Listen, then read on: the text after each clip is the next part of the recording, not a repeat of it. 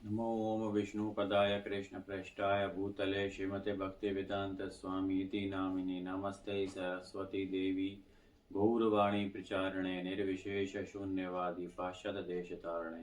जय श्री कृष्ण चैतन्य प्रभु नित्यानंदा श्री अद्वैत गदाधर शिवासादि गौर भक्त वृंद। हरे कृष्ण कृष्ण कृष्ण हरे हरे, हरे राम राम राम हरे हरे। हरे कृष्ण। तो अवेकनिंग कृष्णा कॉन्शियसनेस चैनल में आप सभी का फिर से स्वागत है। क्या करने जा रहे हैं वो है शिक्षाष्टकम। इसके बाद जो तीसरा श्लोक जो सबसे महत्वपूर्ण है और जो मुझे विशेष रूप से प्रिय है, उसमें श्री चैतन्य महाप्रभु कह रहे हैं, तृणादि अपि सुनेचना तरुर अपि सहिष्णुना अमानिना मानदेना कीर्तन्य सदा हरि। इस श्लोक में विशेष रूप से बताया गया है कि जो भगवान, पहले तो बताया गया दोनों श्लोकों में कि भगवान के नाम का क्या महत्व है, उसको फिर दूसरे श्लोक में बताया कि उसको हम क्यों नहीं करना चाहते। तीसरा फिर बता रहे हैं कि कौन सा व्यक्ति ऐसा है जो कि इस श्लोक या भगवान का नाम जप करने योग्य है। तो उसमें बता रहे हैं तृणादि अपि सुनेचना, अर्थात ऐसा व्यक्ति जो कि घास के तिनके से भी अधिक विनम्र है, तरुर अपि सहिष्णुना, अर्थात जो वृक्ष है वृक्ष से भी अधिक सहनशील है, अमानिना मान देना, सदैव दूसरों को सम्मान की देता है और अपने सम्मान के लिए कभी भी अपेक्षा नहीं करता, उसे सदैव हरि का नाम जपना चाहिए। तो ये श्लोक बहुत इंपॉर्टेंट है क्योंकि बता रहा है इसमें कि कौन से ऐसे व्यक्ति हैं जो कि वास्तव में भगवान हरि का शुद्ध भजन जप सकते हैं।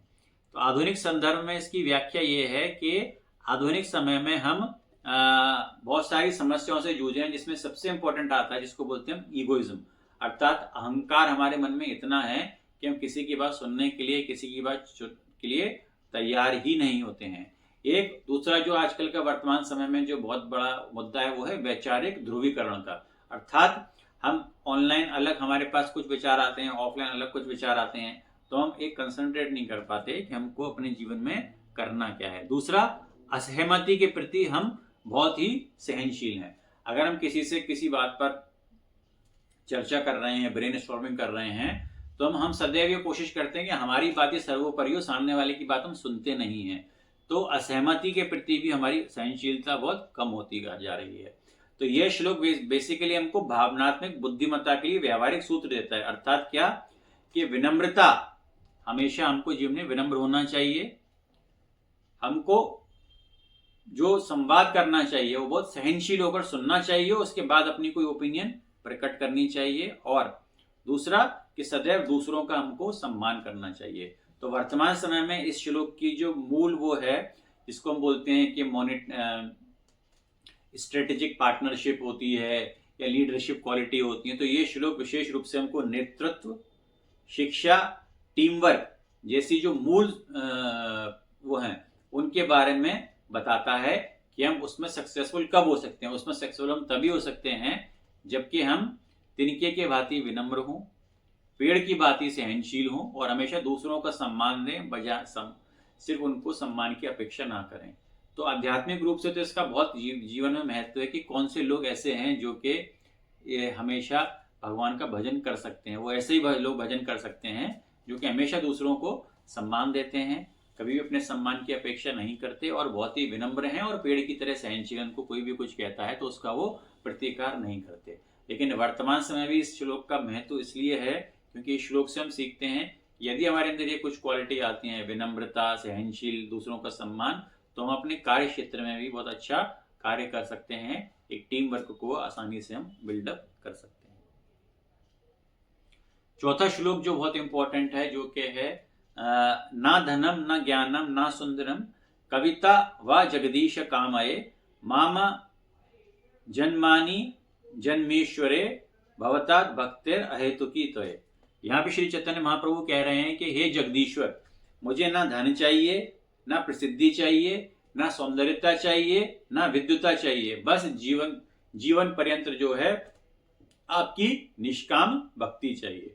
तो इस श्लोक में श्री चैतन्य प्रभु बता रहे हैं ना धनम ना जन्म ना सुंदरम कवितम व जगदीश कामये ममा जन्मानी जन्मेश्वरे भवताद भक्तिर अहेतुकी तोय। मुझे ना धन चाहिए, ना प्रसिद्धि चाहिए, ना सौंदर्यता चाहिए, ना विद्युता चाहिए, मुझे सिर्फ आपके नाम की निष्काम भक्ति चाहिए। तो आधुनिक संदर्भ इसका यह है कि आध्यात्मिक रूप से तो देखते हैं कि जो भी शुद्ध साधु हैं उनको ना तो प्रसिद्धि से मतलब होता है, उनको ना धन चाहिए होता है, उनको ना सौंदर्यता चाहिए, उनको ना प्रसिद्धि चाहिए, ना उनको विद्युता चाहिए, उनको सिर्फ भगवान की निष्काम भक्ति चाहिए। लेकिन वर्तमान समय में यदि हम देखें तो आजकल जो सफलता को मापा जाता है, अर्थात जो सफलता को जिस स्केल पे हम उसको मानते हैं कि इसने सफलता प्राप्त की है, वो किससे होती है? उसकी आय से, कि इस व्यक्ति का पैकेज कितना है। ये आजकल विशेष रूप से होता है, इसकी 6 फिगर सैलरी है कि नहीं, इसकी 8 फिगर सैलरी है कि नहीं। यदि आप देखते हैं कि आजकल जो अगर कोई व्यक्ति मिलते हैं आपस में, सबसे पहले कहते हैं आपके बच्चे की नौकरी लग गई तो उसका कितने का पैकेज है। तो एक आय से माना जाता है कि सफलता, ये इसकी आय कितनी है, इसकी इनकम सोर्स कितनी है। दूसरा, उसकी प्रसिद्धि कितनी है समाज में, उसकी कितने लोग पहचान के हैं, उसको कितने नेता जानते हैं, उसका कहाँ उठना बैठना है, वो एक सोशलाइट है कि नहीं, उसका कौन से क्लब की मेंबरशिप है, उस तरह से जाना चाहता है। और दूसरा, सामाजिक स्वीकृति। परंतु यहाँ इस श्लोक से हमको ये पता पड़ता है कि ये सारी जो चीजों को हमने आधुनिक समाज में एक बना रखा है कि इनसे हम सफलता को मापेंगे, ये सारी चीजें बहुत ही अस्थिर हैं और एक समाज में रिक्तता का भाव पैदा करती है। रिक्तता में इसको बोलते हैं एम्प्टीनेस का भाव पैदा करती हैं। यह श्लोक हमको सिखाता है कि हम जो भी करें उससे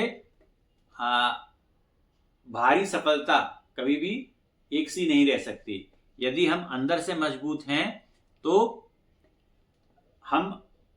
यदि हम अंदर से मजबूत हैं तो भारी समाज में कुछ भी हो उससे हमको कुछ भी प्रभाव नहीं पड़ेगा। और जो जीवन का जो मूल सार है, यानी जो मनुष्य जीवन का मूल सार है, वो सिर्फ आय, आर्थिक प्रगति, अपनी इनकम सोर्स, प्रसिद्धि, विद्वता, सुंदरता, इसमें नहीं है, बल्कि भगवान की निष्काम भक्ति को प्राप्त करने में है।